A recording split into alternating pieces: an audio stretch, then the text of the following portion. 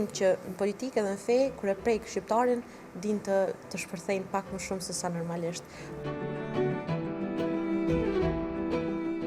Sepse ajo është kundër dikujna dhe unë do të jam patjetër kundër dikujna, thotë që kjo është e natyra e bindjeve tona politike. Edhe jo veç këtë gjuhën e fymjes, e poshtnimit, arrogancën ndaj tjetrit, veç pse është kundërshtar politik ose pse mendon ndryshe. Na kemi pa në për televizione, për shembull në Shqipëri, kemi pa që ka pas debate tashpra, ka pas agresivitete, po kjo nuk është e natyrshëm në televizionet tona dhe nuk është e natyrshme në rrjetet tona sociale.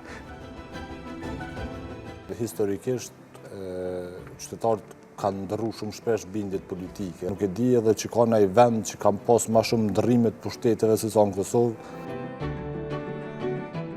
Mirë, po këta psikologat janë edhe të kushtu shumë. I kanë caktu terminet, po s'kan ardhur. Kur e përmenet i kontrole, më shkoj në mendje dhe thash, kish me qenë shumë mirë që këta mos me pas tendenca me na kontrolu neve.